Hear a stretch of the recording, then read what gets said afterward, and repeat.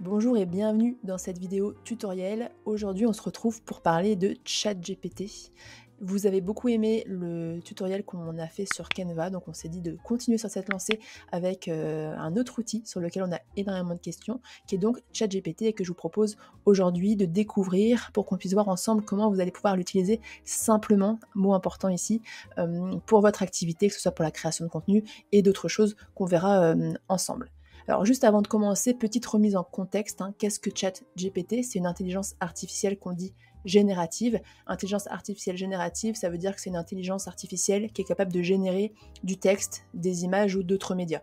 Une intelligence artificielle générative, elle va générer ce texte, ces images, en réponse à ce qu'on appelle une invite, et en anglais un prompt. Et c'est le terme qu'on va utiliser ici parce que c'est celui que vous retrouverez partout. Ça peut être une question, une instruction, on en reparlera. Et pour la petite histoire, ChatGPT a été créé en 2015 par une société qui s'appelle, comme on peut le voir ici, OpenAI, qui est une société américaine fondée notamment par Elon Musk et Sam Altman, et l'outil a été lancé officiellement en novembre 2022. Depuis, on en entend beaucoup parler, c'est un outil qui évolue très vite, beaucoup d'investisseurs ont rejoint l'aventure, des très gros comme Microsoft, et l'idée c'est avec ce tutoriel, c'est peut-être de démystifier un petit peu, de sortir l'essentiel de tout ce que vous avez pu lire et de tout ce que vous pouvez trouver sur le sujet, parce que ChatGPT c'est un outil qui peut être manipulé de façon très simple, mais aussi de façon très complexe, on peut faire des choses compliquées avec. Là aujourd'hui, l'idée c'est vraiment juste de dérouler ensemble le fonctionnement de base et de voir vraiment concrètement ce que vous allez pouvoir en faire et pourquoi on vous conseille de l'utiliser. Alors avant de continuer, parce que j'ai pas mal de petits points d'attention à faire, on va simplement se connecter à ChatGPT. Si vous avez déjà un compte, si vous êtes déjà connecté à ChatGPT, normalement vous savez comment faire. Si ce n'est pas encore le cas, que vous n'avez pas de compte sur ChatGPT, vous tapez simplement ChatGPT sur Google, on peut refaire l'exercice. Vous cliquez ensuite sur ChatGPT ici et on revient sur la page de base. Et une fois que vous êtes sur cette page, vous allez cliquer sur Sign Up qui veut dire s'inscrire, là où Login veut dire simplement se connecter. Vous cliquez sur Sign Up et vous allez pouvoir choisir le mode de connexion que vous préférez. Soit vous rentrez votre adresse email, si votre adresse email est une adresse Gmail, je vous conseille de vous connecter via votre compte Google. Si vous avez un compte Microsoft Account ou un compte Apple, je vous invite alors aussi à vous connecter à ce compte, ça vous permettra d'aller plus vite, puisque là si on fait l'exercice avec Google, qui est quand même le plus courant, il va vous demander sur quelle adresse vous souhaitez vous connecter. Si vous en avez plusieurs comme moi ici, retenez juste laquelle vous choisissez et connectez-vous toujours avec cette adresse-ci, puisque tout l'historique de vos conversations, et on verra, ça fait la force aussi de ChatGPT, sera sur cette adresse. Si une autre fois vous vous connectez avec une autre adresse, il ne fera pas le lien, ce sera deux comptes différents. Donc retenez juste de choisir toujours la même adresse lorsque vous vous connectez à ChatGPT. On va cliquer là-dessus. Et nous voilà sur le tableau de bord ChatGPT. Avant d'aller plus loin, on va s'arrêter déjà un instant sur cette page parce qu'il y a pas mal de choses à dire, juste déjà sur le fonctionnement de ChatGPT, parce que c'est ce qui va déterminer, ce qui va aussi expliquer le type de réponse que vous allez obtenir et la façon dont on va lui parler. Il faut comprendre comment il a été construit. C'est-à-dire que dans ChatGPT, il y a GPT qui veut dire Generative Pre-trained Transformer. Donc ce qui est important ici, c'est le pre-train, donc pré-entraîné, parce que ChatGPT, il a été construit en enregistrant une tonne d'informations de tout type. On lui a fourni une tonne de sources différentes qu'il a lues et c'est comme ça qu'il a appris le langage. C'est-à-dire que pour l'entraîner, on lui a donné plein de textes à lire, des livres, des articles, des sites internet et qu'on n'a aucune trace de ces sources. C'est-à-dire qu'on ne sait pas exactement sur quoi il a été formé. Et donc en gros, c'est un petit peu comme s'il avait lu l'intégralité d'Internet et que c'était comme ça qu'il avait construit son langage à lui, son langage sémantique, en apprenant comment sont construites les phrases, etc. Donc ce qui veut dire que lorsque vous posez une question à ChatGPT ou que vous lui donnez une instruction, un prompt, il va utiliser toutes ses connaissances accumulées pour vous répondre. Et là, on arrive à la première limite de ChatGPT. ChatGPT ne vous répond pas en temps réel. Il ne va pas sur Internet, pas dans la version gratuite en tout cas, et pas actuellement. Il ne va pas directement sur Internet, il se sert de tout ce qu'il a appris avant. Donc ça c'est le premier point et je reviendrai sur quelques-unes des limites que ça implique juste après. Deuxième point sur le fonctionnement de ChatGPT que je voulais aborder, c'est que ChatGPT c'est un chat, donc il fonctionne en discussion. Vous lui posez une question, il vous répond, vous pouvez lui répondre, et on verra que c'est une discussion comme un Messenger, par exemple Facebook Messenger, qui va s'afficher. Et il est capable donc de vous donner du texte, de répondre à des questions. Il est aussi capable, on le verra, d'analyser l'information, de la structurer, de la synthétiser ou encore de la résumer. Et c'est en ça aussi qu'il est intelligent, c'est-à-dire qu'il n'est pas uniquement capable de vous balancer la réponse à une question, une information seul, il est capable de l'analyser, d'analyser d'autres informations que vous pourriez lui donner et de faire des liens et de vous aider en fait à réfléchir en quelque sorte par rapport à des données. Il a en gros une capacité de raisonnement. Ici, on verra aussi qu'on lui parlera uniquement avec du texte, à savoir qu'il y a une application mobile qui existe sur laquelle vous pouvez aussi lui envoyer des notes audio, c'est-à-dire que vous parlez, il va vous répondre lui de façon textuelle, mais voilà, ça c'est tout un autre pan de ChatGPT qu'on verra pas aujourd'hui, on va vraiment se focaliser sur l'essentiel. Se focaliser sur l'essentiel, ça veut aussi dire ici qu'on ne s'intéressera qu'à la version gratuite de l'outil ChatGPT, parce qu'il y a aussi une version payante qui coûte environ 20 € par mois pour l'instant, à l'heure où je vous parle, et qui offre beaucoup plus de fonctionnalités, mais qui, je pense, dans le cadre de votre activité, ou en tout cas pour une prise en main de ChatGPT, n'est pas utile. On peut le voir simplement ici, on est sur la version 3,5 et si je clique, vous voyez que j'ai la version GPT-4, Upgrade to Plus, et là donc c'est un abonnement. Et on peut simplement voir les différences entre ces deux versions en cliquant ici, Upgrade. Et donc là, il nous affiche les principales différences entre les deux versions. Donc on voit bien qu'effectivement c'est 20 $ par mois pour la version Plus. Alors qu'est-ce qui change ? Dans la version Plus, GPT-4 est beaucoup plus rapide, notamment lors de pics d'activité, parce qu'en fait, ses réponses peuvent être plus ou moins longues, il peut mettre un petit peu de temps parfois à vous répondre. Alors on verra qu'en réalité, c'est assez rapide, mais voilà, si on va encore aller plus vite et être prioritaire, on va dire, dans les réponses de ChatGPT, la version Plus est intéressante à ce niveau-là. On peut aussi, et là c'est un des gros points forts de la version payante de ChatGPT, ajouter plein d'extensions, ce qu'on appelle des plugins, pour lui donner de nouvelles fonctionnalités. Il peut lire et générer des PDF, il peut être lié avec des Excel, ressortir des contenus sur différentes formes, il va être capable de lire des images, de générer des images, ou en tout cas de se connecter, vous voyez la DALL-E. Alors qu'est-ce que c'est par exemple ? Ça c'est un autre outil, aussi créé par OpenAI, mais qui est cette fois-ci pour la génération d'images. Donc là, on est sur du texte avec ChatGPT. DALL-E, c'est de l'image. Et vous avez d'autres outils comme Midjourney, qui est peut-être un peu plus connu pour la génération d'images. En tout cas, il y a quelques mois, on en parlait beaucoup, qui là aussi va servir à créer des images. Vous avez aussi des plugins qui vous permettent, par exemple, de retranscrire directement une vidéo. Vous lui envoyez le lien d'une vidéo, il vous balance le script direct. Donc ça, c'est intéressant. Un plugin qui vous permet d'aller directement sur Internet. Je suis même plus sûre que ce soit un plugin. Je pense que c'est une fonctionnalité de ChatGPT+, qui vous permet cette fois-ci d'obtenir des données en temps réel. Parce que comme on l'a vu, ChatGPT aujourd'hui ne fournit pas de données en temps réel, il fournit des informations par rapport à ce qu'il a appris. Donc il a un délai, on en reparle juste après, par rapport à la mise à jour de ces informations. Sans beaucoup de chiffres sur le sujet, on sait aussi que normalement la version Plus offre des réponses plus détaillées, il peut aussi donner des réponses qui sont plus longues, il peut, il me semble, vous aider à améliorer, à optimiser les prompts, donc les questions ou les instructions que vous lui donnez pour qu'elles correspondent plus à ce que vous cherchez, parce qu'on verra qu'une grande difficulté dans l'utilisation de ChatGPT, c'est de poser les bonnes questions de la bonne façon, et c'est ce qui peut complètement changer les réponses que vous avez et l'efficacité de l'outil. Et puis on peut aussi mentionner le dernier point là, voilà, parcourir, créer et utiliser des GPT. En fait ici, sans rentrer dans le détail, ce qu'a fait ChatGPT, c'est qu'il donne la possibilité à n'importe qui a cette version plus de créer son propre ChatGPT en quelque sorte, ou en tout cas de formater, de paramétrer un GPT pour un objectif particulier. Donc vous avez des gens qui ont par exemple créé un GPT pour l'écriture de posts LinkedIn uniquement, faire en sorte de donner toutes les instructions pour qu'il soit capable de sortir des super posts LinkedIn. Et ça ne m'étonnerait pas que très prochainement, je pense que c'est déjà le cas, beaucoup de créateurs vont vendre ensuite ces GPT déjà paramétrés et déjà optimisés à d'autres personnes, d'autres professionnels pour gagner du temps et aller plus vite. Donc voilà un petit peu ce que je voulais vous dire sur ces deux versions. Alors on va rester sur la version gratuite, on voit qu'on a quand même des messages illimités, interactions, on a aussi un historique, on a accès à la version web, vous avez aussi accès à l'application. Ça reste un outil qui s'utilise très bien de façon gratuite. Sachant cela, revenons juste avant de continuer sur le pur et dur, sur les limites de ChatGPT qui sont vraiment importantes à garder en tête et qui peuvent aussi expliquer pourquoi certaines personnes qui l'ont testé peut-être n'ont pas été satisfaites ou ont trouvé ça très décevant par rapport à l'outil miracle qu'on leur avait vendu. Premier point à garder en tête, c'est que c'est un outil qui est très récent, qui évolue très vite, et donc toutes les informations que je vous donne aujourd'hui seront peut-être plus exactes demain. Il n'y a pas de raison qu'il y ait d'énormes changements, mais il se peut, parce que ChatGPT s'améliore continuellement, que certaines choses aient bougé ou qu'il y ait de nouvelles fonctionnalités.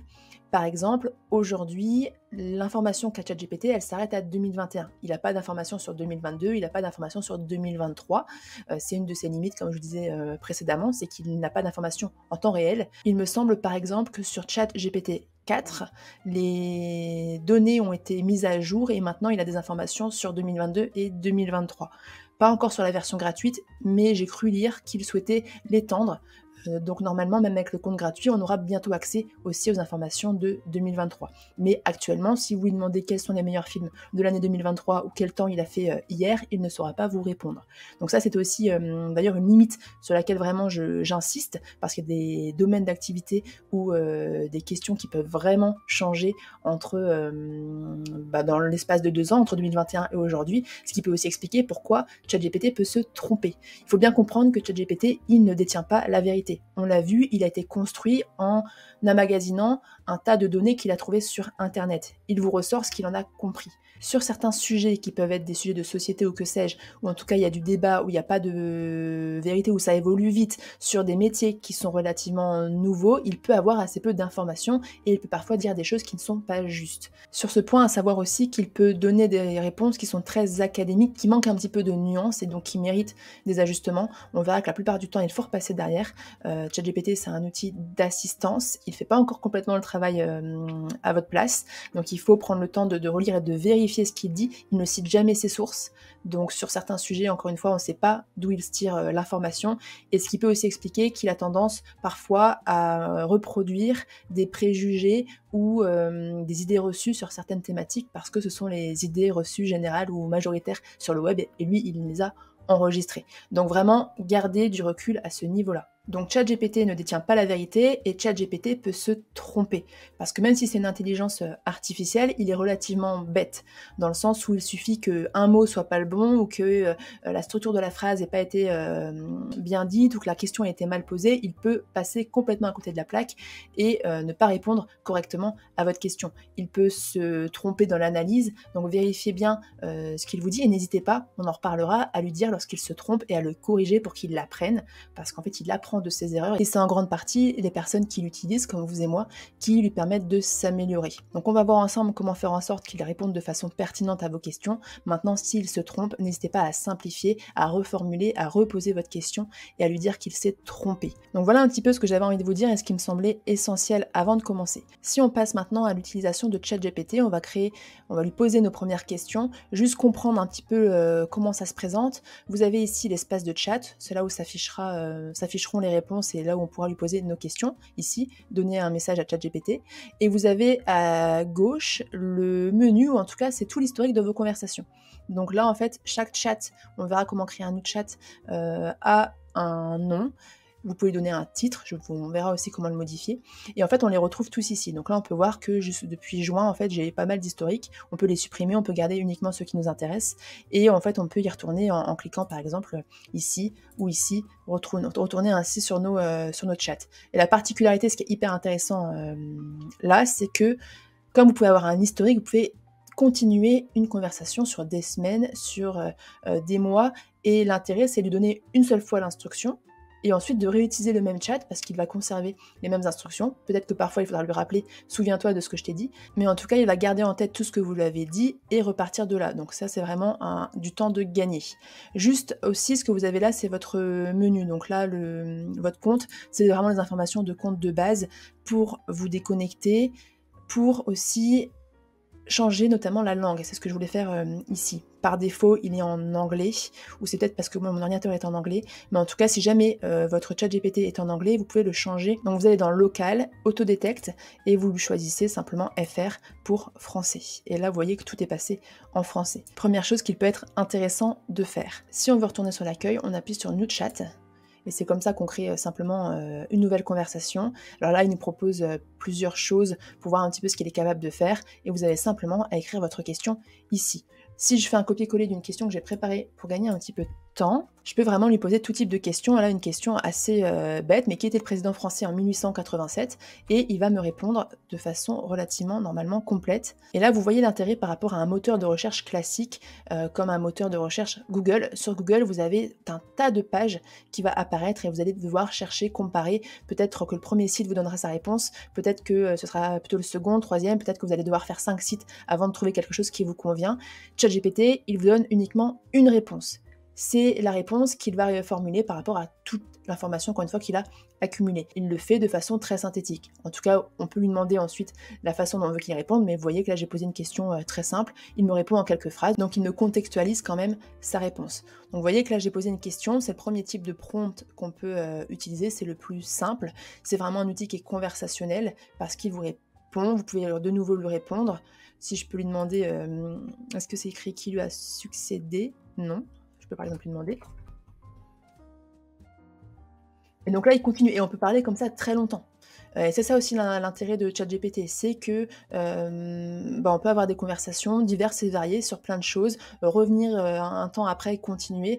Et en fait, il peut vraiment répondre à des questions très précises et c'est un gain de temps énorme par rapport à aller chercher nous-mêmes l'information, fouiller les différents sites, parfois qui peuvent être très longs, fouiller la page Wikipédia qui peut être interminable, il y a peut-être plein de choses qui ne nous intéressent pas parce qu'on ne cherche pas à être expert, on veut juste un résumé, c'est parfait. Si vous voulez un résumé de livre, ça marche aussi très bien.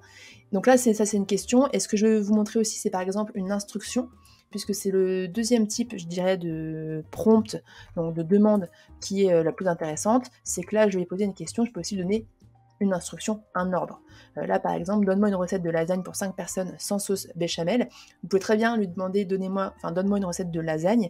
Si vous souhaitez, on en reparlera, une réponse précise, soyez le plus précis possible. Il peut répondre de façon très précise, il est capable, parce qu'on l'a vu, il ne fait pas que donner de l'information, il sait raisonner, il est capable de modifier une recette qu'il a intégrée pour 5 personnes, pour 10 personnes, donc profitez-en. Et donc là, vous voyez qu'il me donne tous les ingrédients, il me donne aussi les instructions. Si j'ai des questions, je peux très bien lui poser. On va le laisser terminer. Par exemple, imaginons, je lis la recette, elle me convient, mais j'ai peut-être un ingrédient qui me manque.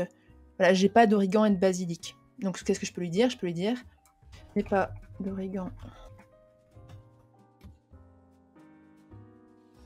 Donc vous voyez que là, il me propose des alternatives à l'origan et au basilic. C'est une question très bête, mais ça fonctionne de la même façon pour tout type de questions et tout type de sujet. Donc déjà, une première utilisation de ChatGPT, il peut vous aider à faire la cuisine.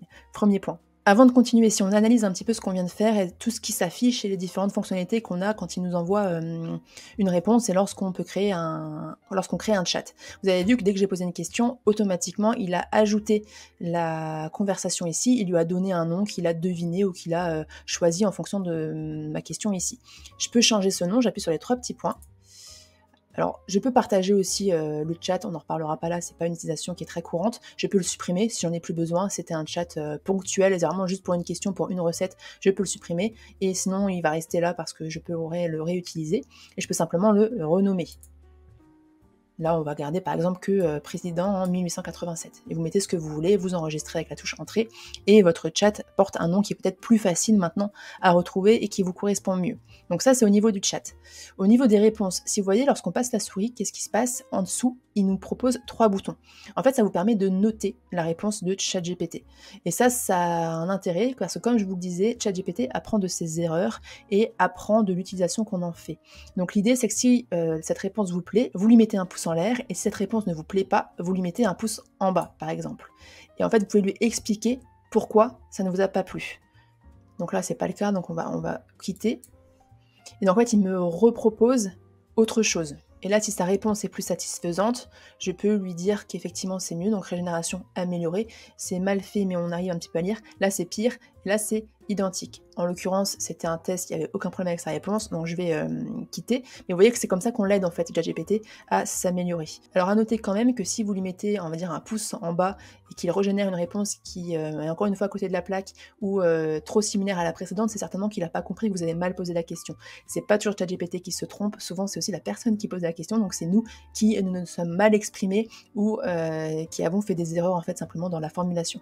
Donc c'est pas toujours lui le fautif. Autre petit bouton, c'est celui-ci. Alors ça veut simplement dire régénérer la réponse. Alors parfois, ChatGPT peut bugger ou être coupé, c'est-à-dire que bam, il arrête sa réponse et vous n'avez pas la suite. Vous pouvez cliquer sur régénérer. D'ailleurs, peut-être qu'on aura l'occasion de voir ce message d'erreur. Souvent, il vous propose régénérer la réponse. Donc là, on va pas forcément le faire, il vient déjà de la régénérer. On peut voir aussi que lorsqu'on régénère une question, la version initiale est conservée. Vous voyez que là, j'ai 2 sur 2 parce que je peux retourner à la première version. Si finalement, elle me satisfaisait mieux, ou pour pouvoir les comparer, peut-être pour répondre à sa question d'avant, si c'est mieux ou non. On peut retrouver comme ça les différentes réponses. Puis dernier point potentiellement intéressant, c'est ce bouton-ci qui permet de partager la conversation. Si jamais il y a une conversation que vous souhaitez partager à quelqu'un, parce que les réponses intéressent quelqu'un d'autre, eh bien vous pouvez appuyer sur ce bouton-ci et il va vous fournir un lien. Donc vous copiez le lien, vous partagez le lien et la personne a accès à toute la discussion, comme vous pouvez le voir ici.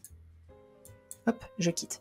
Donc voilà un petit peu pour les fonctionnalités de base pour la conversation. Remarque aussi par rapport aux réponses de ChatGPT, ChatGPT il peut écrire et comprendre en n'importe quelle langue, en tout cas les plus grandes langues, il les connaît, que vous pouvez lui écrire en français comme ici, vous pouvez lui écrire en anglais, en espagnol, en italien, il comprend et il sait répondre dans la langue que vous souhaitez. Il n'y a pas de grosse différence entre les réponses d'une langue à l'autre. Certains diront qu'il est meilleur en anglais pour avoir testé les deux.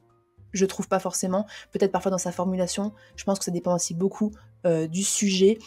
Pour des choses basiques, il est très bon en français. De toute façon, si vous travaillez en français, vous avez tout intérêt à l'utiliser en français. Il fait en fait tout l'effort de traduction, lui derrière. Il est capable de trouver des ressources dans une langue et puis de vous les rapporter ou de les utiliser pour vous répondre dans une autre langue. C'est d'ailleurs un outil qui est très utile pour la traduction. Vous pouvez très bien ici lui demander, j'aurais pu lui copier-coller un texte que j'ai trouvé sur internet, traduis-moi ta réponse. Donc là, il va me ressortir ce qu'il m'a dit juste au-dessus, en italien. Et je lui aurais pu demander en allemand, j'aurais pu demander en anglais, et ça marche donc, comme je dis, dans l'autre sens. Vous lui transmettez un texte que vous ne comprenez pas dans une langue inconnue, il vous la traduit. Vous pouvez même lui demander une question en anglais et une réponse en français. L'intérêt de ce changement de langue, peut-être, ça peut être si jamais vous achetez des prompts que quelqu'un d'autre a fait, parce que ça se vend, c'est des gens qui vous vendent des questions optimisées pour obtenir un certain résultat, par exemple des super posts sur LinkedIn, ou pour que votre ChatGPT soit un super assistant, eh bien, souvent ces templates, donc ces modèles de prompts, donc de questions sont en anglais, vous pouvez très bien les utiliser, et par contre lui dire « réponds-moi en français ». Et dans ce cas-là, il vous répond en français et vous n'avez pas besoin de traduire ou d'essayer de déchiffrer le modèle anglais pour le mettre en français. Donc voilà pour cette question des langues. Autre point intéressant concernant les réponses que vous donne ChatGPT, vous pouvez préciser le format de la réponse que vous souhaitez. Si vous ne précisez rien, il le fait automatiquement. Ici, par exemple, j'ai vu que là-haut, on avait une liste à puces, donc il nous a tout listé les ingrédients, c'est ce qui est le plus logique pour une recette, mais il se peut que vous lui posiez une question qui ne se prête pas forcément de base à ce type de présentation, mais que vous souhaitiez quand même avoir une liste à puces. Si vous souhaitez simplement, par exemple, un résumé en liste à puces, on peut lui demander. Ça peut être très pratique lorsque vous souhaitez une réponse formatée pour vous gagner du temps et pour avoir des notes, par exemple, sur un sujet. Si je lui demande, par exemple, de me résumer la vie de... Résume-moi... la vie de Bob Dylan. Donc sans plus d'informations, il va me sortir un paragraphe assez classique. Il m'a quand même mis, comme je n'ai pas donné d'indication, une liste à puces pour que je m'y retrouve, il l'a structuré automatiquement. Pour la même question, on peut obtenir des réponses très différentes. Ça aussi, ça à comprendre, c'est que vous pouvez poser 2 fois la même question à ChatGPT, il ne vous ressortira pas la même réponse. Parce qu'à chaque fois, il réfléchit par rapport aux informations qu'il a eues. C'est pas quelque part, il y a la réponse à votre question qui est prédéfinie et il la ressort. C'est que il intègre votre question, et par rapport à cette question, il va essayer de reformuler une réponse. Mais cette réponse, elle changera selon le contexte, selon le jour, parce qu'il réfléchit jamais complètement de la même façon, en quelque sorte. Donc vous voyez que là, il m'a fait quelque chose de beaucoup plus concis, naissance, début de carrière, engagement social, et là, je pourrais lui reposer la question de Bob Dylan, sous la forme d'une chronologie, ce qui est plutôt adapté pour la vie de quelqu'un, une biographie.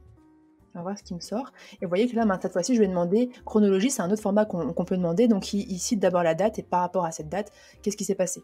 Donc là, ça reste très concis parce qu'il a retenu ce que je lui avais dit avant. Je pourrais être beaucoup plus expansive, je pourrais lui répéter la même chose, donne-moi plus de détails, j'aurai une liste plus longue. Donc là, ça fait partie des formats qu'on peut demander. La liste à puces, la chronologie pour qu'il précise les dates. Un autre format qui peut être intéressant, c'est le format tableau. Si je récupère, il me semble qu'hier, je vais demander un tableau Ici, vous voyez que là, on peut retrouver mes différents chats. Moi, c'est vrai que j'ai des chats pour différentes thématiques. Par exemple, ici, films et livres, c'est un chat que j'utilise pour lui demander des questions sur les livres que je lis, que je souhaite lire, ou pour des films. Je trouve très pratique. Si j'aime bien ce genre de film ou j'ai aimé ce genre de film, propose-moi d'autres films du même genre, et il est capable de sortir des listes. Encore une fois, pour l'instant, des films sortis avant 2021. Et des livres pareils. Donc là, par exemple, si on regarde, je lui avais demandé quels sont les films qui ont déjà été réalisés sur le règne de Napoléon Ier. Pour chacun d'entre eux, donne-moi le titre, le réalisateur, l'année de réalisation, un court résumé, avec un T, donc vous voyez que même avec des fautes, il comprend, et la note du film sur le site de référence IMDb. Donc là, il est capable d'aller chercher, en fait, sur le site IMDb, enfin, il a été cherché au préalable, puisqu'encore une fois, il ne le fait pas en temps réel. Le site IMDb, c'est un site de référence pour la note, noter les sites, un petit peu comme Allociné en France, et vous voyez qu'il m'a ressorti directement les différents films qui répondent à ma question avec chaque fois titre du film, réalisateur, année, résumé, note IMDb. Et automatiquement, il l'a fait en plus de façon chronologique. Et je lui ai demandé un court résumé, j'avais même précisé 2 phrases, donc on a quelque chose comme ça de court, et on peut lui donner autant d'instructions qu'on le souhaite.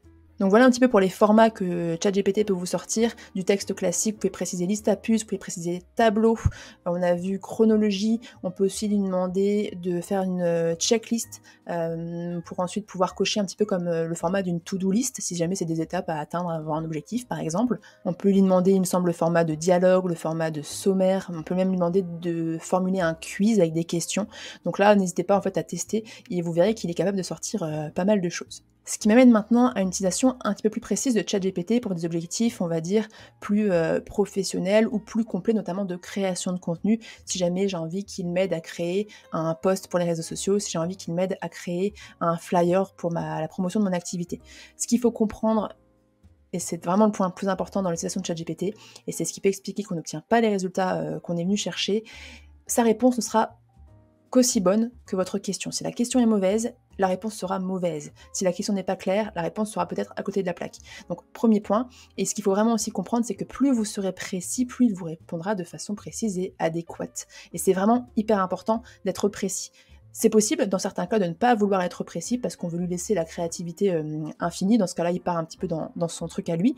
Mais si vous souhaitez le cadrer et vraiment obtenir un résultat, le résultat le plus proche de votre demande, soyez précis. On va voir la différence des réponses de ChatGPT si on est plus ou moins précis tout de suite.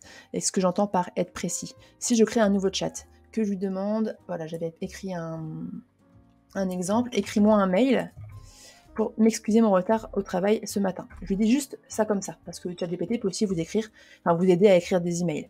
Donc là, vous voyez, objet, excuse pour le retard de ce matin. C'est un mail qui est relativement long, cher, machin, relativement formel. Automatiquement, ChatGPT a tendance à être très académique, je vous le disais, et donc relativement formel, et puis il est plus sincère pour mon retard au travail de ce matin, etc. Là, clairement, c'est très rare aujourd'hui, ça dépend de la relation que vous avez avec votre supérieur, qu'on ait envie, en tout cas dans le cadre du travail, d'un mail aussi pompeux, aussi lourd. Donc, si vous êtes plus précis, vous aurez une réponse, encore une fois, plus adéquate. Cette fois-ci, si je lui dis « Écris-moi un email pour excuser mon retard au travail de ce matin », le début est le même, à destination de mon supérieur Fred. Donc là, je donne une information sur à qui j'envoie l'email, donc le destinataire, et que c'est mon supérieur. Donc déjà, il va changer forcément son discours par rapport à ça. Donc voilà la réponse qu'il m'a donnée, il a pu mettre Fred, il a un petit peu simplifié, c'est pas flagrant, mais c'est pas exactement le même texte qu'au-dessus. Et on peut même aller plus loin et vous aurez encore une meilleure réponse si vous lui donnez plus de détails sur Fred et par exemple sur le lien qui vous unit, sur la relation que vous avez. Vous voyez, je répète encore une fois la même chose, cette fois-ci je lui précise concis, parce que je trouve que c'est trop long. Et de toute façon, si vous ne précisez pas à ChatGPT que vous souhaitez quelque chose de concis dans ce genre de rédaction de support, il aura tendance à être très long. Donc n'hésitez pas à lui préciser ce point. N'hésitez pas, si vous avez une limite de caractère, peut-être pour un article, à lui dire 700 mots. Il sera capable de respecter plus ou moins cette limite. Donc vous voyez que là, je lui précise, donc je suis toujours mon supérieur Fred, dans un ton détendu. Ce qui m'amène à la question de la tonalité. Vous pouvez choisir quel type de ton vous souhaitez que ChatGPT utilise. Je reviendrai juste après sur les différents tons qu'il est capable de faire. Et je lui explique bien, nous avons des relations qui ne sont pas trop formelles, parce que j'ai pas envie qu'il m'écrive un truc aussi pompeux qu'il vient de faire. Et donc je lui demande, et donc voici la réponse qu'il me donne, qui pour le coup est beaucoup plus concise. Je suis satisfaite ou pas, peut-être pas. Je peux par exemple lui demander de régénérer, pardon, vous voyez que c'est un petit peu plus long et donc ça montre aussi encore une fois qu'il est capable de répondre différemment à une même question parce que, c'est complètement spontané et encore une fois, ce n'est pas une réponse qui est toute faite. Et on peut voir que la réponse qu'il m'a donnée ici est plutôt bonne, je peux la reprendre telle quelle, je peux peut-être la modifier un petit peu pour que ce soit plus mes mots, mais elle s'utilise. Je peux même faire un mix avec la version, précédente et vous voyez qu'en fait, l'objectif principal de ChatGPT dans ce genre de cas, écriture de mail, écriture de support de communication, écriture pour les réseaux sociaux, écriture d'articles de blog, c'est de gagner du temps. Parce que là, c'est très court, mais on fera l'exercice avec un article de blog, il va tout aussi vite et il peut vraiment donner de très bonnes idées. Même si, encore une fois, la plupart du temps, il faudra repasser derrière, ajuster un petit peu et le mettre à votre sauce. En tout cas, je vous le conseille grandement parce que sinon, souvent encore, on remarque que c'est ChatGPT et il y a quand même des choses qui sont pas très naturelles ou spontanées. Si on refait l'exercice avec une autre question pour que vous voyez bien la différence, si je demande d'écrire un flyer pour promouvoir mon activité de coach sportif. Alors là, je suis très peu précise, je précise juste que je suis coach sportif, mais ça reste très vague, il peut faire un peu tout et n'importe quoi. Donc si on le laisse écrire, voilà, toi tu es la raison de toutes ces coupures sur cette vidéo. On laisse ChatGPT travailler. Donc on voit qu'effectivement, transformer votre vie, une séance à la fois, vous avez toujours rêvé d'une vie plus saine, plus énergique et plus confiante, ne cherchez pas plus loin. Coach est là pour vous, voilà, donc là, ils sont mettre votre nom, vous guider à chaque étape de votre parcours de remise en forme, nos services. Alors là, il imagine complètement tout, hein. Pourquoi choisir, pourquoi vous choisir, expérience, expertise, flexibilité horaire. Il peut quand même déjà vous donner une idée de structure et de certains arguments, même si de façon générale, lorsqu'on lui laisse trop de liberté, il a tendance à en faire un peu trop. Mais si on lui donne cette fois-ci un exemple, enfin une demande beaucoup plus précise, et on va voir là la différence. Hop. Écrire un flyer pour promouvoir mon activité de coach sportif fitness. Je précise que voilà, je pratique essentiellement le fitness. Spécialisée dans la perte de poids, et le gain de tonicité, je m'adresse principalement à des femmes. Déjà pensé aux parties suivantes: accroche percutante, introduction, problématiques rencontrées par ma clientèle, solutions que j'apporte, informations de contact. Je trouve que c'est l'utilisation la plus adaptée de ChatGPT. C'est-à-dire que ici, je lui laisse pas trop de liberté, je lui dis plus d'informations, je lui donne plus d'informations pour qu'il puisse me répondre aussi de façon plus adéquate. En précisant fitness pour qu'il contextualise mieux ce que je fais. Spécialisé dans la perte de poids et le gain de tonicité. Je pense que c'est important aussi de ne pas être trop générique, sinon il part dans tous les sens, donc de bien préciser de quoi on parle. Et puis la cible, alors dans tout ce qui est création de contenu, flyers, réseaux sociaux, tout ce que vous voulez, pensez toujours à bien préciser à qui vous adressez, qui vous visez, et plus ce sera précis, plus il sera capable, lui, de donner une réponse précise. Et ce que je fais aussi, et moi personnellement ce que j'aime bien faire, c'est que quand même en amont, à moins d'avoir aucune idée, j'ai quand même un petit peu la structure en tête pour l'aider dans sa rédaction. Donc là je lui dis que voilà, j'avais pensé quand même à ces 4 structures-ci, et je peux ensuite lui envoyer pour voir ce qu'il me répond. Et donc là, il m'a répondu en respectant la structure que je lui avais donnée: accroche percutante, introduction, découvrez une nouvelle façon de vous sentir bien dans votre peau, nous sommes là pour vous guider, soutenir et célébrer chaque étape de votre transformation. Là, on voit par exemple qu'il utilise le nous, donc ça, je ne l'ai pas indiqué, donc effectivement, plutôt de parler à la première personne, j'aurais pu lui dire pour éviter ce genre de problématiques. Problématiques rencontrées par notre clientèle, perte de poids tenace, machin, solution que j'apporte, information de contact, et vous pouvez très bien régénérer si ça ne vous convient pas, mais en tout cas on voit que c'est déjà beaucoup plus spécialisé, beaucoup plus précis que ce qu'il a formulé auparavant, notamment solutions que j'apporte, programme personnalisé, coaching nutritionnel, soutien psychologique. Ça on voit que c'est par rapport à ce que je lui dis aussi ici, notamment dans la perte de poids, alors que là il était sur quelque chose de beaucoup plus générique. Séance de groupe dynamique, peut-être que vous ne faisiez même pas de groupe, suivi, encouragement continu, vous voyez que c'est beaucoup moins précis. Et là, juste pour reprendre ce qu'on avait dit juste avant, si je suis un petit peu embêtée par sa formulation, parce que là, en fait, automatiquement, il me l'a mis en bullet point, la partie 2 en liste à puces, la partie 2 et la partie 3, et que j'ai plutôt un texte, je pourrais très bien lui dire: réécris la partie 2, enfin les parties, en texte et non en liste à puces. Et donc là, il me réécrit le flyer. Cette fois-ci, on voit que la partie 2 et la partie 3, il les a écrits vraiment en rédactionnel, enfin sans utiliser de liste à puces. Et ça montre aussi bien tout le processus de création avec ChatGPT. C'est normal d'avoir à lui poser plusieurs fois la question, à peaufiner, et peut-être que vous pouvez prendre ça et le finir vous-même, peut-être que ça vous convient, mais c'est normal de devoir s'y reprendre à plusieurs fois. Donc voilà pour l'exemple d'un flyer. On reparlera de toutes ces possibilités d'utilisation, ces domaines d'application, juste après, notamment pour les réseaux sociaux, etc. Là, je vous montre montre juste vraiment le fonctionnement de ChatGPT, la façon dont vous pouvez lui poser des questions et l'importance d'être le plus précis possible pour que la réponse soit aussi la plus précise possible. Et j'ai évoqué juste avant la question de la tonalité. Dans la demande d'email que je lui ai faite un petit peu plus haut, je lui disais que je voulais qu'il utilise un ton détendu. Voilà, ici, je voulais que l'email soit dans un ton détendu parce qu'on a des relations qui sont pas trop formelles. Alors ça, en fait, c'est hyper intéressant parce que vous pouvez ainsi changer le type de réponse qu'il va vous donner. De base, ChatGPT, très académique, très neutre, journalistique, pas d'émotion. Voilà, c'est un petit peu un texte que vous pourriez trouver par exemple sur Wikipédia. Par contre, dans des supports de communication, notamment lorsqu'on cherche à attirer l'attention, à convaincre, à persuader, à créer du lien, de l'affect avec la personne qui va nous lire, notre interlocuteur, vous avez tout intérêt à ajouter de la personnalité à ce texte qui est très impersonnel, à ajouter peut-être de l'humour, à ajouter un côté plus de proximité, de la sympathie. Et ça, vous pouvez lui demander à ChatGPT. À savoir qu'il y a des tons qu'il maîtrise plus ou moins bien. Par exemple, en français, j'ai pas fait l'essai dans une autre langue, mais en français, moi, je le trouve particulièrement mauvais en termes d'humour. Il peut ajouter des petites touches sympas, il peut avoir des idées intéressantes, mais de façon générale, il en fait un petit peu trop, il a un humour pas très drôle. Mais sur d'autres tons, il peut être plutôt pertinent.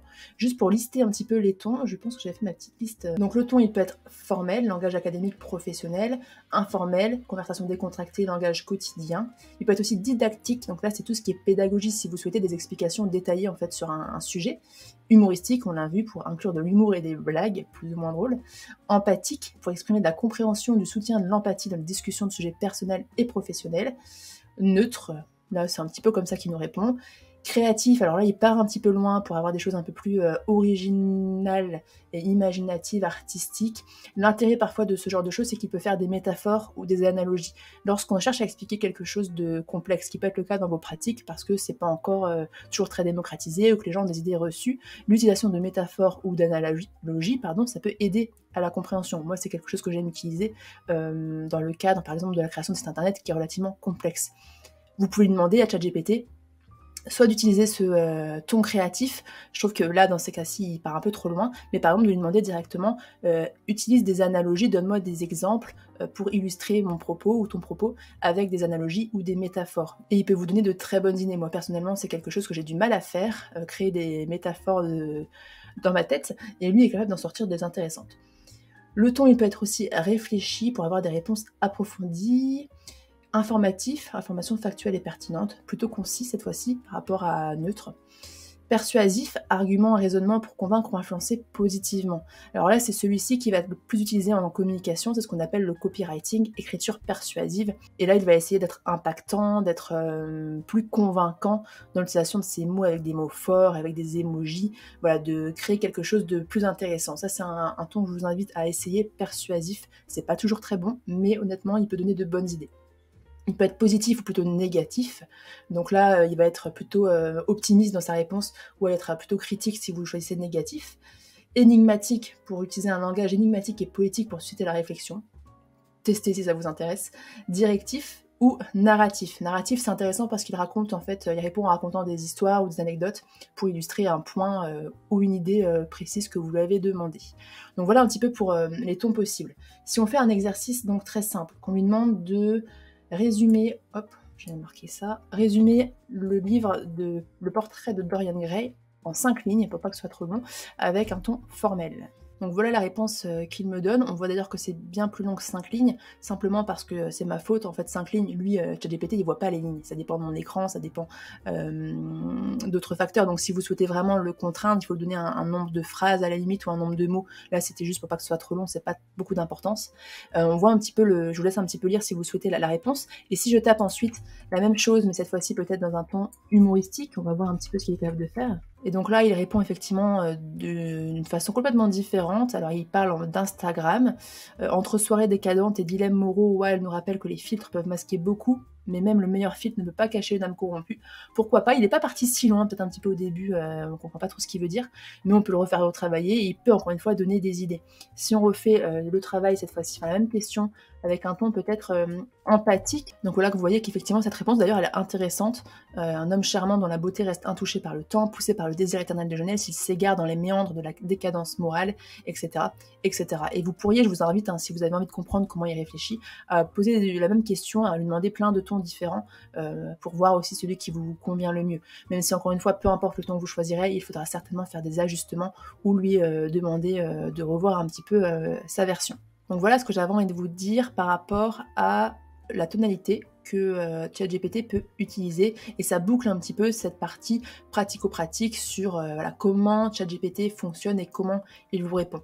Maintenant, quels sont les domaines d'application réels pour vous? On en a déjà vu indirectement plusieurs dans ces petits exercices. Le premier domaine d'application de ChatGPT, qui est celui qui est le plus utilisé et qui vous sera certainement aussi le plus utile, c'est tout ce qui est rédaction de contenu. Que ce soit des articles de blog, que ce soit des posts pour votre compte Instagram, pour votre compte LinkedIn, pour même une chaîne YouTube, parce que là, on lui demande potentiellement d'écrire un post, on peut aussi lui demander d'écrire un script pour une vidéo. Il est capable de faire la différence et de proposer quelque chose de différent. Et bien pour tout ça, ChatGPT peut vous faire gagner un temps énorme pour l'écriture d'une newsletter. Vous lui donnez les instructions de base, il est capable de sortir des choses très intéressantes et de vous donner des idées. Et c'est là où tout le processus de ChatGPT est pertinent. C'est-à-dire qu'on peut utiliser ChatGPT dans ce cas de rédaction, de création de contenu, soit pour nous donner des idées. C'est-à-dire qu'on ne lui demande pas forcément d'écrire quelque chose. On lui demande juste, voilà, j'ai envie de créer un post ou un contenu sur cette thématique, sur le sommeil, et je suis sophrologue, donne-moi des exemples ou des idées de posts sur ce sujet. On peut même être encore plus large, c'est-à-dire qu'on peut lui demander simplement, voilà, je suis sophrologue, je vise, encore une fois, plus on est précis, mieux c'est, hein, donc autant cibler. Je cible par exemple les enfants ou les femmes essentiellement, ou telle problématique, donne-moi des idées. Donc on va faire l'exercice tout de suite, si je retrouve quelques exemples. Si je lui tape, je souhaite créer un article de blog sur la sophrologie pour attirer du trafic sur mon site, donne-moi 10 idées de sujets que je pourrais traiter. Donc là, vous voyez que je suis très vaste, hein. Je ne lui ai même pas dit quel type de public je visais, je lui dis juste, voilà, je suis sophrologue en gros, ou en tout cas j'ai un site sur la sophrologie, donne-moi des idées. Et donc je me retrouve avec 10 idées plus ou moins intéressantes, les fondamentaux de la sophrologie, 5 exercices de sophrologie pour gérer le stress au quotidien, sophrologie et sommeil, etc., etc. Et alors là, soit je trouve quelque chose qui me satisfait, je pars de là, je me dis oh pourquoi pas, et je continue, soit je peux très bien lui dire ah bah cette idée sur le sommeil elle m'intéresse, mais réécris-la-moi différemment, ou propose-moi d'autres idées autour du sommeil. Et donc là je pourrais très bien lui dire propose-moi d'autres idées similaires à la 3 sur le sommeil. Donc là, on le laisse écrire. Et vous voyez qu'il donne beaucoup de choses. Alors là, je vais demander 10 réponses, c'est un petit peu long, j'aurais pu en faire que 4 ou 5. Vous choisissez, hein. Sinon vous dites rien et vous en proposerez certainement souvent 8, 5 ou 10, ça dépend. Sophrologie et insomnie chronique, comment utiliser la sophrologie pour établir une routine relaxante avant le coucher. Voilà, il vous donne plein d'idées. Tout n'est pas bon à prendre, certainement. Surtout que il n'est pas encore très très bon sur certaines pratiques bien-être parce qu'il ne les connaît pas toutes et que c'est des métiers qui sont relativement récents, mais parfois il dit des choses qui sont pas correctes, mais c'est aussi à vous ensuite de faire le choix. En tout cas, il donne des idées. Sophrologie, apnée du sommeil, comment améliorer la respiration nocturne, etc. Donc ça, par exemple, c'est pour des idées de poste. Donc on est dans une recherche d'idées, dans ce qu'on appelle peut-être un brainstorming. On réfléchit à des idées, ensuite vous pouvez noter toutes ces idées et vous pouvez ainsi organiser votre communication. Si vous vous dites, faut que je crée un article de blog tous les mois, c'est quand même le minimum, on va dire, sur un blog, eh bien, je peux essayer de trouver comme ça 12 idées d'articles de blog que j'aurai le temps d'écrire à un autre moment, et on verra comment aussi ChatGPT peut nous aider pour cette rédaction. Ça, c'est un exemple pour un article de blog. Je peux aussi lui poser la même question pour un post Instagram. Il connaît Instagram, LinkedIn, il sait les formats, il sait comment ça fonctionne, donc je peux très bien lui demander, voilà, là je lui dis, créer des posts Instagram pour attirer de nouveaux clients. Je suis naturopathe et conseiller en alimentation. Vous voyez là, je vous précise conseiller en alimentation parce que naturopathe, je suis pas encore sûre qu'il comprenne exactement ce que c'est. Donne-moi 10 idées précises de postes concrets, parce que j'ai envie de choses voilà, pas trop théoriques, qui soient vraiment utiles à mes clients potentiels. Et là, il me propose pas mal de choses: aliments détoxifiants, recettes saines et faciles, astuces anti-stress, mythes alimentaires démystifiés, conseils pour un sommeil de qualité, journal alimentaire équilibré, etc., etc. Là encore, plein d'idées. Et honnêtement, je trouve que c'est pas trop mal. Alors, peut-être pas présenté de cette façon-ci, mais en tout cas, en termes de sujet, il est plutôt bon, et il peut vraiment vous aider à vous débloquer et à éviter le syndrome de la page blanche. C'est pour ça qu'il est très intéressant. Une fois qu'on a trouvé notre idée, on peut lui demander de nous aider à structurer notre contenu. C'est particulièrement intéressant pour les contenus longs. Un post Instagram, un post LinkedIn, c'est très court. Un article de blog, c'est plus long. Et ça peut être une newsletter, ça peut être aussi, par exemple, un programme. Vous souhaitez lancer un programme en ligne, il peut vous aider à créer une structure, créer un plan des différentes parties que vous pourriez aborder. Si on reprend l'article sur le sommeil, et que je demande Propose-moi un plan en 3 parties pour l'article. On va reprendre l'article qui était plus haut. Imaginons celui-ci. Bon, honnêtement, je ne cherche pas trop à comprendre. C'est juste pour vraiment vous montrer comment ça fonctionne. Sophrologie, insomnie chronique. Hop. Et donc si je redescends, donc là il me propose une introduction, la première partie, la deuxième partie et la troisième partie. Conclusion. Donc là c'est vraiment un plan. Il me donne en gros les points qu'il pense que je peux aborder dans ces différentes parties. Je lui dis 3 parties, j'aurais pu dire 4, j'aurais pu dire 2, j'aurais pu rien dire et le laisser faire par lui-même. Et je peux voir si ça me convient. Je peux lui dire plutôt d'ajouter, de modifier telle ou telle partie, de rajouter une partie sur ça. Je peux lui demander aussi ce qu'il en pense. Si c'est quelque chose qu'on n'a pas encore fait. Vous pouvez très bien aussi lui donner votre plan. Vous avez déjà réfléchi à un plan, vous lui envoyez, qu'est-ce que t'en penses? Il va peut-être vous dire, bah c'est bien, ou j'ajouterai ça, ou j'inverserai ça. Ça peut être aussi intéressant parce qu'il vous donne du feedback sur ce que vous faites. Je pense que ChatGPT est beaucoup utilisé pour générer uniquement, c'est-à-dire créer. Il est encore très bon, moi c'est même comme ça que j'utilise le plus souvent, je trouve pour conseiller, pour aider, pour améliorer. On en reparle juste après. Donc là, on se retrouve avec un plan qui nous convient ou qui ne nous convient pas. Imaginons qu'il nous convienne. Soit on part de ça, on rédige nous-mêmes, mais on peut bien sûr lui demander de rédiger. Alors soit on lui demande de tout rédiger, mais c'est un peu long, il n'est pas capable dans la version ChatGPT 3.5 d'écrire un long article. Je vous conseille de lui demander de rédiger partie par partie. Vous pouvez lui demander rédige-moi l'introduction, ou là, en l'occurrence, rédige-moi la partie 1.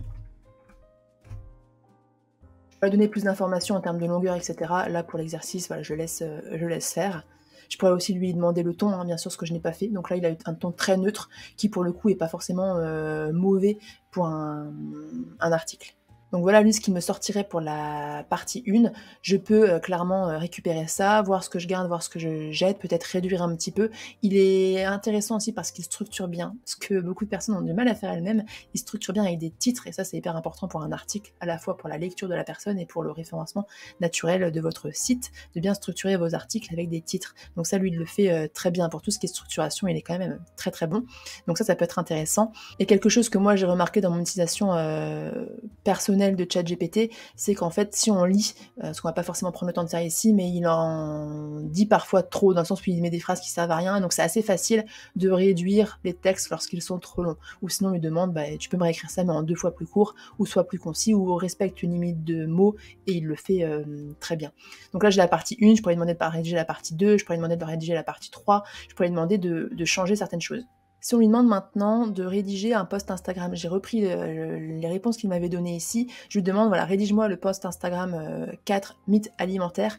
Je lui mets tout ce détail parce qu'entre-temps, on a écrit sur un article de blog qui n'avait rien à voir, donc pour bien qu'il sache de quoi il s'agit, dans un ton de proximité léger, parce que c'est pour les réseaux sociaux, en apportant des informations experts de façon pédagogique et simple. Là, en fait, indirectement, je dis, voilà, t'es expert, donne-moi quand même de la valeur, sois pas trop bateau, mais par contre, fais-le de façon pédagogique, simple, parce que mon public n'est pas un public initié. C'est ce que je suis en train de lui dire de façon plutôt concise et écrit en mauvais français, mais dans l'idée, c'est ce que je suis en train de lui demander. Hop, si je descends. Et donc là, il me propose un post Instagram avec pas mal de choses. Vous voyez que tout de suite, il met des emojis, il comprend, il propose même des hashtags. Je sais pas à quel point il est bon là-dessus. Ça, vous pouvez le prendre, hein, vous pouvez tester, pourquoi pas. Mais en tout cas, il fait bien le travail. Vous pouvez repasser ensuite derrière pour valider ou non ce qu'il vous a dit, pour prendre ses idées, mais peut-être remettre votre sauce. Salut les amis de la santé et du bien-être. Pas sûr qu'on ait vraiment envie d'utiliser cette approche, mais en tout cas, peut-être que le reste est intéressant. En tout cas, l'idée est intéressante de base. À noter que là, je vais demander un post Instagram. Si je lui demande un post LinkedIn, il va l'écrire de façon normalement un petit peu différente. Si on repart sur nos idées, là, on vient de faire la 4. Si on fait la 5, cette fois-ci, je lui demande de rédige-moi un post LinkedIn.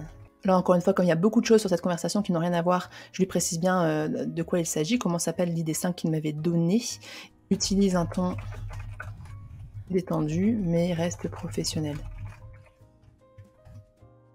Je redescends pour voir ce qu'il est en train de me proposer.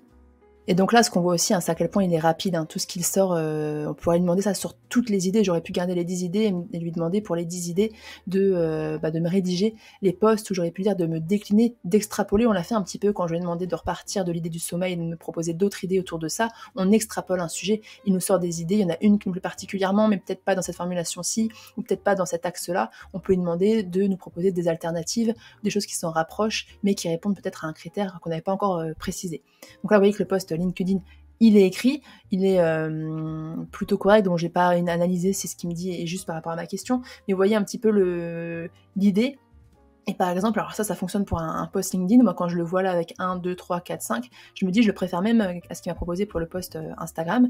Je pourrais très bien ensuite, moi, récupérer ça pour avoir un carrousel, si vous voyez un petit peu sur Instagram ou même sur LinkedIn, hein, c'est parce que le format est un petit peu différent. Lorsque vous scrollez, vous avez un post où vous pouvez aller de gauche à droite et il y a plusieurs images qui s'affichent. On pourrait très bien avoir sur la première image premier conseil, deuxième conseil, troisième conseil, quatrième conseil, cinquième conseil, et ça vous fait un post tout fait. Vous changez un petit peu peut-être la façon dont c'est écrit parce que c'est pas votre style, et vous avez un post quasiment prêt et beaucoup de temps de gagner. Vous pouvez très bien lui demander de le réécrire dans un autre ton, de réessayer parce que vous n'êtes pas convaincu, etc. Honnêtement, moi, le conseil que je peux vous donner, c'est aussi de savoir quand ChatGPT vous fait gagner du temps et quand il vous fait perdre du temps. C'est-à-dire qu'il y a un moment où ça peut être beaucoup plus rapide de retoucher vous-même et de l'ajuster vous-même que lui demander de retravailler pour avoir le résultat exact et parfait, parce qu'encore une fois, il n'est pas parfait, ChatGPT, et il n'est pas vous, il ne connaît pas vos mots, et il est parfois pas très bon dans sa formulation. Donc plutôt que vous arracher les cheveux à lui poser 15 fois la même question de façon un petit peu différente, ou de trouver le ton hyper juste, mettez-le à votre sauce, ça ira beaucoup plus vite. Donc voilà un petit peu pour l'écriture d'un post. Dernier point, toujours dans cette création de contenu, on a vu qu'on pouvait utiliser ChatGPT pour qu'il nous propose des idées, pour qu'il nous structure des idées, donc par exemple pour un plan, pour qu'il les écrive pour nous. Là, on vient de lui demander de rédiger un article et deux posts, un post Instagram et un post LinkedIn. On peut aussi lui demander de nous aider à optimiser un texte déjà existant, à réécrire, à synthétiser, à résumer ou à améliorer. Personnellement, moi, c'est l'utilisation que je fais le plus de ChatGPT, c'est je l'utilise pour qu'il m'aide à trouver des alternatives. Lorsque je suis bloquée sur une phrase, que j'arrive pas à dire ce que j'ai envie de dire de la façon la plus correcte ou je suis pas convaincue, je lui demande de me réécrire cette phrase, de me proposer des alternatives. Que ce soit même pour un titre, là, si j'aime bien ce qu'il me propose, mais j'aime pas trop le titre, par exemple, du troisième point, je lui demande une alternative. On pourrait très bien lui demander, par exemple, ici, propose-moi une alternative pour le point 3. Et donc là, il me réécrit le post. Est-ce qu'il a changé le point 3 ? Et là, ça montre, vous voyez, que ma question n'était pas assez précise. En fait, il a changé le point 3 parce que là, on avait créé un environnement propice au sommeil, une chambre sombre, silencieuse et bien ventilée. Là, si on descend, l'objet, on va dire le fond reste le même, c'est juste qu'il a changé la forme. Donc c'est peut-être ce que je lui ai demandé, parce qu'en fait je ne l'ai pas précisé, hein, donc il ne peut pas vraiment savoir. Pourquoi pas ? J'aurais pu aussi lui demander de complètement changer l'idée du point 3, c'est de ne pas appuyer sur l'environnement. Je pourrais l'écrire en entier, voilà, propose-moi une alternative pour le point 3 qui ne concerne pas l'environnement propice au sommeil. Et là, il m'aurait proposé une alternative, pas seulement sur la forme, mais aussi sur le fond. Donc ça, par exemple, c'est une alternative à une idée. Si on va dans l'article qu'il avait qui a été écrit ici, on va prendre n'importe quelle phrase, c'est pas forcément le plus pertinent, hein, mais c'est encore une fois pour vraiment juste vous montrer, mettre en application. Si je lui dis réécris cette phrase de façon plus convaincante, plus persuasive, pour parler du ton convaincant, copywriting, écriture persuasive que j'ai mentionné tout à l'heure, de façon plus persuasive. Je lui balance la phrase. Et donc là, il me l'a réécrit un petit peu, il n'y a pas de gros changements, parce que de toute façon, la phrase de base n'est pas très propice à être plus persuasive, mais on voit quand même qu'il a retravaillé. Si je reprends peut-être plutôt le titre de cet article qui était, si je remonte... En fait, c'est déjà plutôt pas mal, hein, donc si ça je demande plus persuasif, il va pas me faire grand-chose de mieux. Par contre, je pourrais, par exemple, reprendre ce titre, et lui demander de me le formuler sous forme de question. Ça peut être vraiment des choses toutes bêtes comme ça, mais moi je pense qu'il est assez pratique pour ça, parce que parfois on peut se bloquer tout seul pendant longtemps sur des choses bêtes, et lui va beaucoup plus vite. Propose-moi des alternatives pour ce titre, sous la forme de question. Donc là, moi je lui remets le titre parce que il est loin dans la conversation.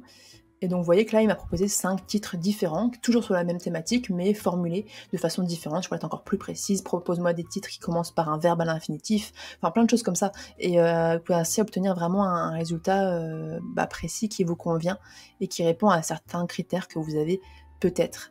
Autre chose, là on va pas le faire, mais vous pouvez demander des synonymes, vous pouvez lui demander de changer le mot. Moi parfois je lui dis voilà, je trouve pas ce bon mot, ou alors j'ai un texte où j'utilise 2 fois le même mot, c'est redondant. Je lui dis propose-moi une alternative qui n'utilise pas ce mot-ci, et ça m'évite d'essayer de reformuler moi-même ou de chercher pendant des minutes et des minutes comment écrire cette phrase différemment. Lui il le fait, soit je lui demande une seule alternative, soit je lui dis donne-moi 5 alternatives, soit je lui demande juste de changer le mot, trouve-moi des synonymes, et là-dessus il est très pratique, il va beaucoup plus vite qu'un outil comme Google par exemple. Donc voilà ce que j'avais un peu envie de vous montrer en termes de création de contenu. Deuxième point pour lequel ChatGPT peut être très utile, de façon très générale, il peut être un assistant. En fait, là, quand il vous aide à rédiger du contenu, il est déjà un assistant. Mais ça peut sortir du cadre de la rédaction de contenu, dans le sens où il peut vous aider à trouver des idées pour un projet, pour un événement, pour un programme en ligne dont on parlait tout à l'heure. Il peut répondre à des questions techniques que vous avez sur tel ou tel outil ou sur telle ou telle problématique dans votre communication.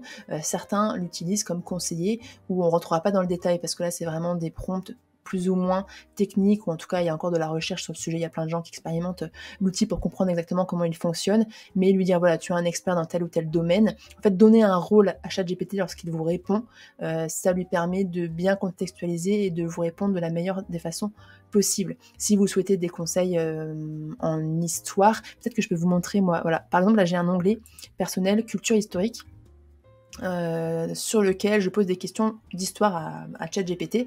Et donc là, ce que je dis en tout premier, alors je ne sais plus exactement si c'est très correct, mais tu es un expert en histoire du monde et reconnu mondialement, tu as aussi de grandes connaissances en géopolitique, tu es mon professeur, je suis une adulte avec une culture historique plutôt bonne mais qui décline, je souhaite renforcer ma culture historique de façon régulière. Alors pourquoi je lui dis tout ça? Parce que je veux qu'il contextualise, et en fait, je veux, qu'il comprenne qu'il est censé tout connaître, en gros, hein, de l'histoire du monde et en géopolitique, qu'il est bon dans ces deux domaines et que c'est vraiment une expertise. Je lui dis bien qu'il est mon professeur parce que j'ai envie qu'il soit pédagogue. Et par contre, je précise que je suis une adulte parce que j'ai pas non plus envie qu'il me parle comme une enfant. J'aurais pu lui dire je suis un enfant de 5 ans. Il est capable d'expliquer un même fait de façon très différente selon le profil que vous lui donnez. S'il est professeur en université, s'il est professeur en collège ou s'il est professeur en école primaire, il ne vous répondra pas de la même façon, pas avec les mêmes mots. Donc, et je lui dis, voilà, une culture historique plutôt bonne mais qui décline, plutôt dans l'idée de lui dire, je ne suis pas complètement débutante, ne me parle pas comme si je n'y connaissais rien, et surtout donne-moi assez de détails. Parce que le risque quand on lui dit qu'on est vraiment débutant, c'est qu'il soit un petit peu trop débutant, je trouve. Donc moi, voilà, j'aime bien donner un niveau intermédiaire. J'aurais pu aussi noter un niveau intermédiaire, je sais pas comment il l'aurait interprété, ça aurait pu marcher. Et voilà, je lui explique un petit peu mon objectif. Et après, vous voyez que ça fait quelque chose qu'on a déjà fait un petit peu plus tôt. Je lui donne une structure de phrases, enfin de réponses à me donner. Contextualisation, action, conséquence. Alors, en fait, ce que moi je veux qu'il fasse, c'est quand je lui pose une question, qu'il me permette de prendre du recul en me donnant le contexte de ce que je lui ai demandé. L'action, donc c'est la réponse précise et détaillée à ma question. Et la conséquence du fait historique en question. Et je lui demande, avant de lancer la question, est-ce qu'il comprend, et répond simplement oui, si tu comprends, donc si c'est ok pour toi. Pourquoi je lui demande ça? Alors déjà pour vérifier que ma question lui semble claire, parce que parfois il peut répondre non, je comprends pas ce que vous voulez, donc là c'est bon de le savoir, parce que sinon il répondra à côté de la plaque, premier point. Et puis aussi parce que ChatGPT est meilleur lorsque vous lui posez une question à la fois. Sinon il peut avoir tendance à mettre son attention sur la mauvaise partie de la question, ou sur une seule question et pas répondre à l'autre. Donc essayez de lui poser vraiment une question à la fois. Donc là, il comprend, et donc je lui demande ensuite, explique-moi la bataille d'Austerlitz menée par Napoléon. Et donc là, il va me répondre en prenant exactement la structure que je donnais ici. Contextualisation, action, conséquence. Et puis je peux continuer comme ça longtemps. La deuxième bataille, explique-moi, j'ai fait exprès cet exercice pour voir un petit peu cette structure, explique-moi le retour à la monarchie en France après la chute de Napoléon jusqu'à son abolition, et il continue comme ça, et vous voyez qu'il j'ai même pas besoin de lui redonner en fait la structure de départ, parce qu'il a retenu.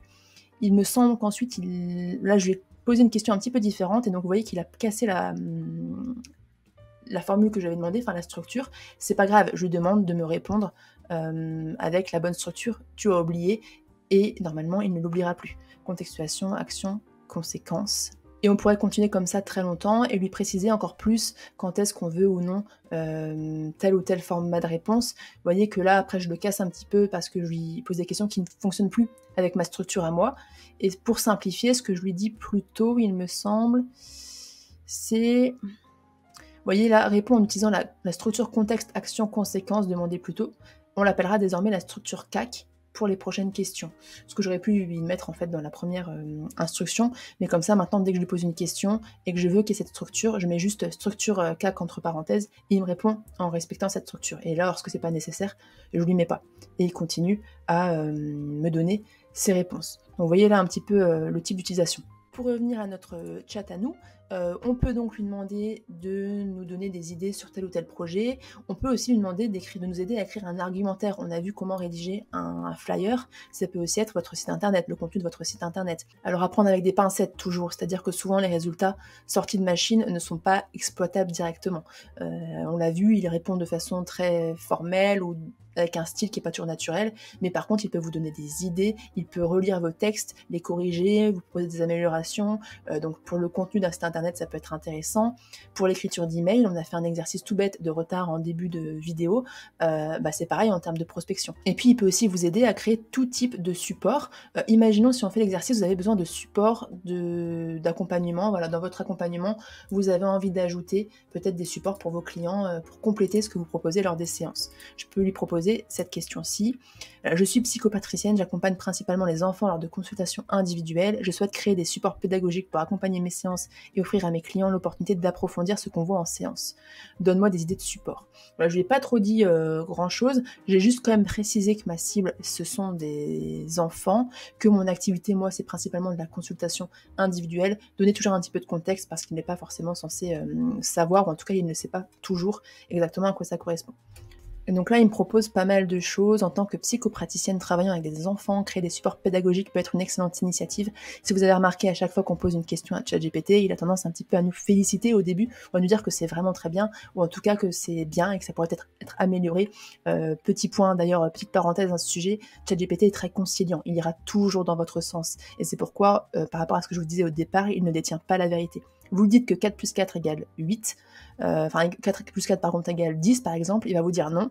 Vous lui dites si, il va vous dire non. Peut-être qu'une troisième fois, il finira par vous dire oui. Il va essayer d'aller dans votre sens et de vous faire plaisir. Donc là aussi, à se méfier à ce niveau-là. Donc quelques idées de support, il me propose activité personnalisée, carte d'émotion, histoire thérapeutique personnalisée, jeu de rôle. Peut-être qu'il y a des choses très intéressantes à prendre, peut-être que ça me plaît pas, je lui en demande d'autres, peut-être que je veux quelque chose de similaire à la boîte à outils émotionnels, ou peut-être que je comprends pas trop cette idée-ci, et je veux qu'il me la réexplique. Tout ça, vous pouvez lui demander de façon très naturelle, très spontanée, comme vous le feriez en chat à un ami, et il va vous répondre normalement de façon pertinente. Vous voyez là qu'on a pas mal d'idées. Donc ça peut être un type d'utilisation de ChatGPT. Comme on l'a vu avant, on pourrait ensuite lui demander de nous faire un plan. Si on dit, bah voilà, je vous fais un guide PDF de 3 pages, avec un certain nombre de parties, ou peut-être qu'on le laisse libre, il pourrait peut-être nous aider ensuite à créer vraiment ce support, au-delà de trouver l'idée. Je peux aussi lui demander pour la prospection, je copie-colle un exemple que j'avais préparé. En gros, là, je lui partage un email que j'ai déjà écrit, mais sur lequel j'aimerais qu'il m'aide à améliorer ce que j'ai mis, peut-être qu'il m'aide à l'optimiser. Vous voyez, j'ai écrit cet email de prospection qui s'adresse à de potentiels partenaires. Je souhaite trouver ainsi des prescripteurs qui pourront me recommander à leurs clients. Mon email manque peut-être d'impact et de précision. Je souhaite qu'il reste concis. Qu'en penses-tu ?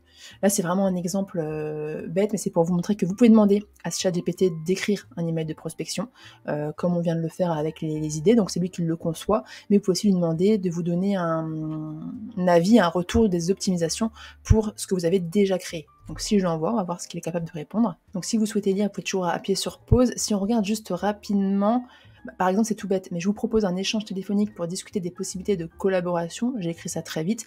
Ce qu'il me proposait, c'est beaucoup mieux. Serait-il possible de convenir d'un bref échange téléphonique pour discuter des opportunités de collaboration entre nos activités respectives ?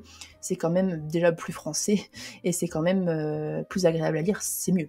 Donc typiquement, moi, si je devais réécrire cet email, je prendrais cette version-là. Pour le reste, je ne sais pas, faudra lire un peu plus en détail, mais là aussi, on voit qu'il peut quand même bien nous aider. Voilà un peu les applications que je voulais vous montrer et ce que j'entends par assistant, c'est-à-dire qu'il peut vraiment vous simplifier la vie sur tout type de tâches dans votre activité, dans votre vie personnelle aussi, et qu'il est vraiment là en tant que complément en quelque sorte, notamment quand on travaille seul, ça peut être intéressant d'avoir le regard de quelqu'un d'autre gratuit, et le regard de ChatGPT, qui, alors encore une fois, n'est pas toujours parfait, n'est pas toujours correct, mais qui parfois peut vraiment l'être, et de façon générale, qui dans tous les cas vous fera gagner certainement beaucoup de temps pour des tâches très simples, ou pour de la rédaction très simple. Autre point d'utilisation de ChatGPT, très rapidement, on a vu la création de contenu, on a vu l'assistant, il y a simplement la formation. On peut se former sur ChatGPT. Alors je mets des grands guillemets, hein, sur former, c'est pas des formations complètes, ou en tout cas le format, voilà, forcément vous n'avez pas de vidéo, etc.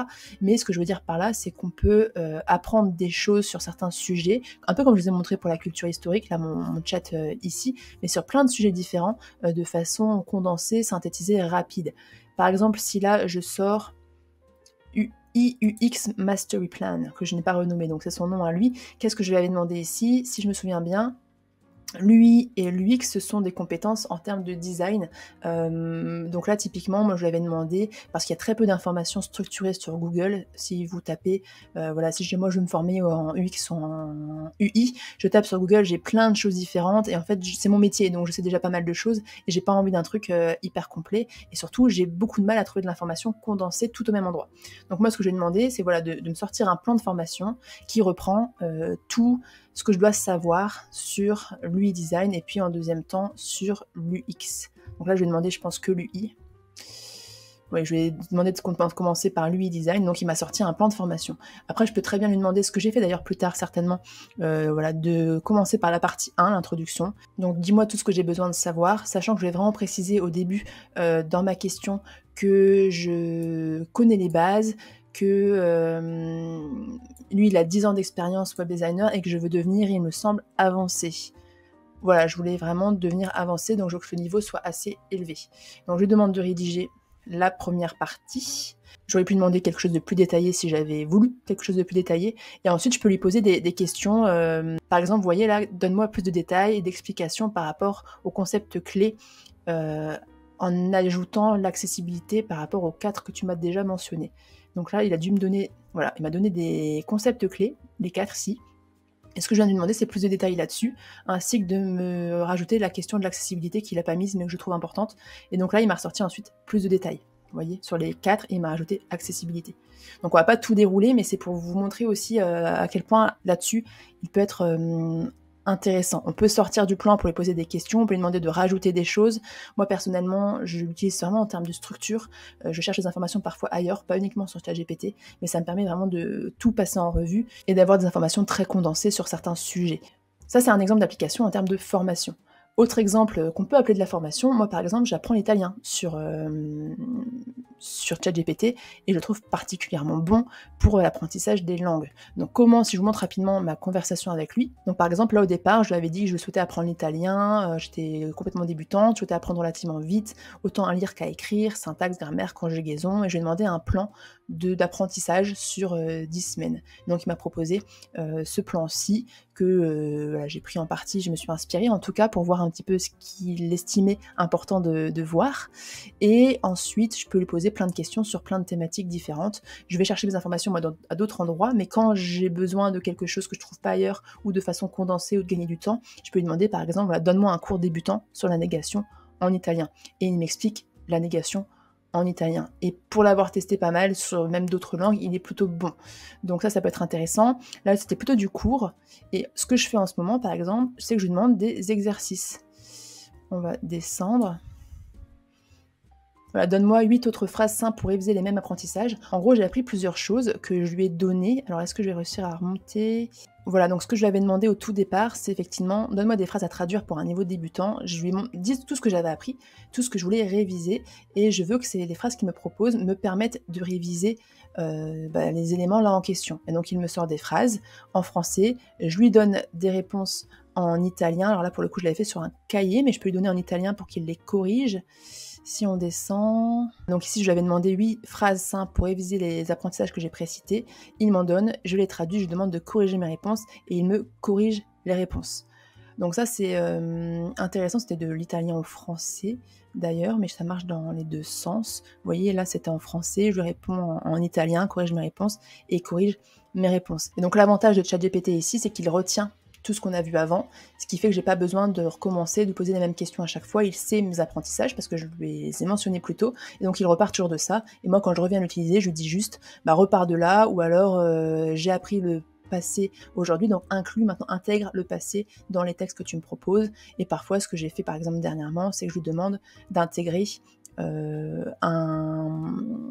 thématique ou un vocabulaire.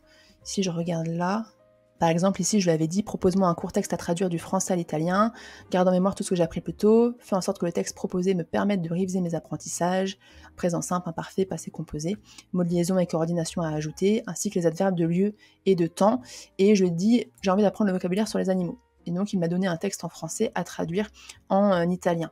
En l'occurrence, c'était trop compliqué pour moi, donc je lui ai demandé de simplifier, et là il m'a sorti quelque chose que je pouvais réussir à traduire, et donc vous voyez que j'ai pu lui demander de corriger, et il m'a apporté ses réponses et ses ajustements. Et puis parfois, lorsque je comprends pas forcément, vous voyez que là, je lui pose des questions pour qu'il me donne plus d'informations sur un point que j'aurais mal compris.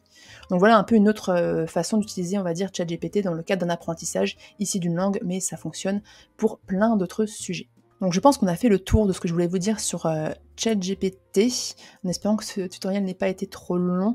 Utilisation professionnelle, personnelle, pour moi, elles se confondent en fait. On peut faire tellement de choses avec cet outil qu'il est pratique dans plein de domaines différents. Vous pouvez lui demander de vous aider à organiser, prévoir vos voyages, même si faites attention parce qu'il n'est pas complètement à jour. Certaines adresses ne pourraient plus être bonnes, mais vous voyez, voilà, pour des recettes comme on a vu au départ, pour de l'histoire, pour de la culture, pour de recommandations de films, de livres, il est très bon. Et puis dans le cadre de votre activité, pour vous aider à créer du contenu, pour vous aider à trouver des idées, pour vous aider, vous conseiller sur le travail que vous avez fait, que ce soit des emails, que ce soit des posts, que ce soit un projet, un programme, lui demander un avis, ça peut toujours être intéressant. J'espère que cette vidéo vous aura plu et qu'elle vous aura apporté des éléments de réponse sur ChatGPT, si vous en aviez entendu parler mais vous n'aviez jamais franchi le pas. Et je vous invite à essayer de l'utiliser, peut-être qu'il ne vous conviendra pas, que vous n'avez pas envie de l'intégrer, mais en tout cas voilà, testez-le, il peut quand même être très intéressant. Et en attendant, moi je vous dis à très vite pour une prochaine vidéo.